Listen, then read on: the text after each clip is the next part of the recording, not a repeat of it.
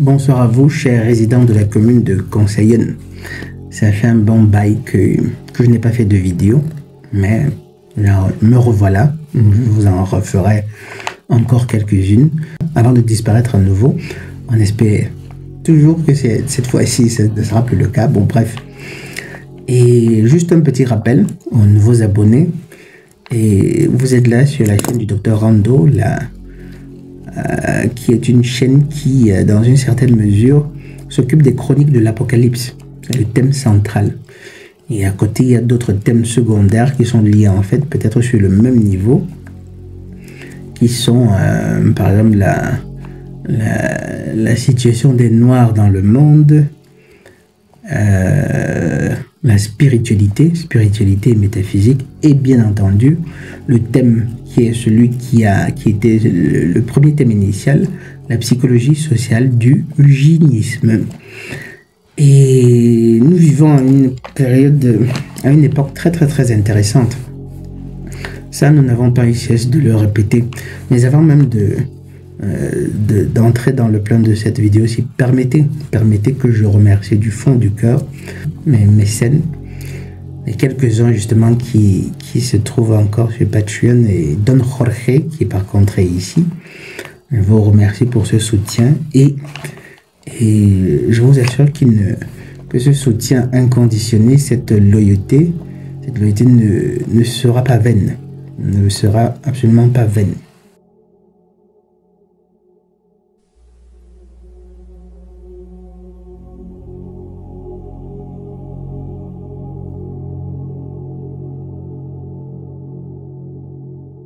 Bref, from the bottom of the heart, du fond du cœur, merci. Cette chaîne, c'est la chaîne de l'Apocalypse. Et dans cette vidéo-ci, je voudrais revenir sur ce que c'est l'Apocalypse par rapport au contexte dans lequel nous nous trouvons aujourd'hui, par rapport aux prophéties justement liées à ce concept. Et j'y reviens pour dire quoi? Pour dire que, contrairement à ce que beaucoup croient, l'Apocalypse, et bien entendu, si beaucoup croient à cela, c'est aussi parce que ça finit par se cristalliser dans l'usage linguistique, dans la langue, dans le langage. L'idée suivant laquelle ce qui est apocalyptique, c'est ce qui est chaotique, c'est la destruction, ce sont des cataclysmes, ce sont des tsunamis, c'est le feu, c'est le déluge, c'est voilà quoi, que de la destruction. Oui, c'est une partie, c'est un peu cela, mais ce n'est qu'en partie que l'Apocalypse se réfère justement aux catastrophes naturelles que les humains, que l'humanité aura appelées sur elle-même. Mais à côté de ça, Apocalypse, ça vient du grec et ça signifie principalement révélation. C'est une période de l'histoire de l'humanité. Il est possible qu'en fait, ça ne soit que un moment d'un cycle qui se répète à l'infini. C'est possible, on ne le saura pas vraiment, mais en attendant, il est assez clair que nous sommes à la fin d'un cycle. À la fin d'un cycle qui est une période durant laquelle l'humanité rouvre les yeux, redécouvre ce qu'elle est, son lien avec sa nature spirituelle réelle, quelle nature lui a été cachée pendant longtemps. Et justement, sur cette chaîne-ci, vous découvrirez beaucoup de ces révélations-là. Et d'abord, je vais féliciter tous ceux qui ont toujours suivi mon conseil de ne pas s'éloigner, de rester là. Mais j'exhorte aussi les autres, notamment les nouveaux venus, à ne pas s'éloigner parce que, justement, je vais commencer à décrypter beaucoup de mystères exégétiques. Beaucoup de ces mystères-là. Et ça fait partie justement du processus de l'Apocalypse. C'est pas que de la destruction, c'est aussi et surtout des révélations. Aussi et surtout des révélations. Après, bien entendu, je vous exhorte à ne pas prendre ces révélations que je fais ici pour des paroles d'évangile. Surtout pas. Après tout, le docteur Rando, il reste un pitoyable humain. Un humain comme tout le monde, faillible, susceptible d'erreur. Mais prenez tout ceci tout simplement comme des lectures des lectures qui ont une certaine cohérence et qui pourraient vous aider, vous donner des pistes de recherche, vous aider à décrypter certaines choses sur la base de votre histoire, sur la base de vos connaissances, sur la base de votre vécu. Et parlant de révélation justement, et je ne voudrais pas faire des vidéos trop longues comme je suis habitué à en faire, à raconter, à blablablater, mais je crois que je vais essayer d'en faire de plus brèves, de plus en plus, surtout parce que je voudrais pouvoir les couper, utiliser certains de ces segments-là pour pouvoir les publier massivement sur d'autres réseaux sociaux, tels que notamment TikTok, en espérant que l'électricité dans ce pays que je ne vais pas, bref, dans ce pays ici, me le permette. Et donc, le premier mystère que je vais révéler ici, c'est quoi? Le mariage de Canaan. Le mariage de Canaan. En fait, vous savez, dans la religion catholique, bien, dans la chrétienté, il est très souvent fait mention, c'est dans les Saintes Écritures, c'est dans la Bible, du mariage de Canaan, qui serait la cérémonie, ou bien l'occasion, l'épisode où le Christ, Yahusha, a opéré son tout premier miracle. Alors, l'évangile, bien ce qui nous est resté, qu'est-ce que ça dit?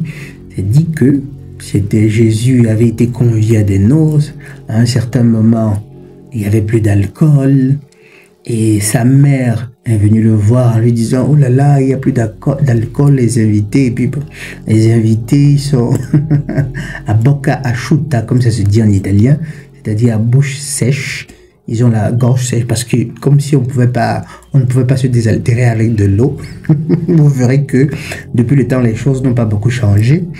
Et donc, Marie serait venue, elle aurait sollicité son fils, et son fils lui aurait dit, cherchez les serviteurs, dites-leur de remplir des vases d'eau, et puis, badabadam, cette eau qui avait été versée dans ces vases-là s'est transformée en vin, et puis la fête a continué, la fête était plus belle, c'était l'un des vins les plus... Donc, en fait, essayons de raisonner. Première question, ou bien premier nœud à défaire. Pourquoi Marie était-elle si impliquée dans ce mariage-là? Pourquoi était-elle si impliquée? On va dire peut-être, peut-être c'était l'une de ses copines qui l'a invité, l'une de ses compères qui lui a dit, il y a mon fils qui se marie, est-ce que tu veux bien venir me donner un coup de main? Elle a dit, ok, là, il y a une certaine cohérence. Maintenant, deuxième nœud à délier. Pourquoi, se rendant compte qu'il n'y avait plus assez de vin, elle va solliciter spécifiquement son fils? Spécifiquement lui. Il faut savoir que ça faisait bien longtemps depuis le temps où il faisait de petits miracles alors qu'il était un peu plus jeune. Pourquoi est-ce qu'il faut aussi dire que ça... Là, pour le savoir, il faut lire les évangiles apocryphes. Les miracles que Yahusha faisait étant plus jeune, ça a tiré des problèmes avec le voisinage ou bien avec les autres personnes de cette époque-là. Du coup, vous imaginez bien qu'un parent responsable, qui était Marie et Joseph, ça ne pouvait pas vraiment les amuser d'encourager Yahusha à faire de ces miracles-là, aussi parce que parmi les miracles qu'il faisait, il n'y avait pas que du propre, quoi. Lorsque vous lisez les évangiles apocryphes, il y a même mort d'enfants, carrément, quoi. Mais bref, pourquoi est-ce que Marie s'en va spécifiquement solliciter Yahusha, le Christ? Pourquoi? Là encore, on pourrait dire, c'est que son fils est capable de miracles, ce n'est que normal qu'elle le sollicite. Bon, il y a une certaine cohérence dans cette interprétation. Mais là, je vais vous proposer une autre interprétation qui pourrait peut-être être plus cohérente. Après, vous y réfléchirez et vous m'en direz. Qu'est-ce que vous en dites? Et si jamais en réalité, la Marie, la Vierge, Marie, et ça, ce sont des déformations carrément de l'Église, quoi. J'ai toujours tendance à dire la Vierge Marie. Pourtant, c'est l'un des mystères que je finirai par... sur lequel je finirai par produire une vidéo. Impossible. On ne peut pas avoir enfanté, rester vierge. Bref, la mère du Christ. Et si le fait d'être si impliqué à ce mariage-là, c'était simplement parce que c'était une cérémonie qui était organisée par elle. En ceci que c'était peut-être les noces de l'un de ses enfants. On le sait très bien, dans toutes les sociétés, lorsqu'un fils se marie, sa mère est la personne la plus heureuse. Et elle ne s'implique, elle s'y met corps et âme. C'est la chose la plus naturelle. Et si, et là c'est en deux, et si jamais elle ne se tournait vers le Christ que parce que c'était lui le principal concerné. Exactement. Lorsque vous vous mariez, qui dépense tout ce fric? C'est bien vous. C'est le marié. Le fric pour lorsqu'il y a un petit problème, lorsqu'il n'y a pas assez de plats, lorsqu'il n'y a pas assez de vin, on va solliciter qui? L'organisateur principal. Et qui était donc l'organisateur principal? Exactement. Vous avez vu, je crois que vous avez déjà compris plus ou moins où est-ce que je veux en venir. Et si le mariage de Cana, en réalité, était le mariage de Christ? Tadam! Et si jamais c'était en réalité le Christ qui se mariait?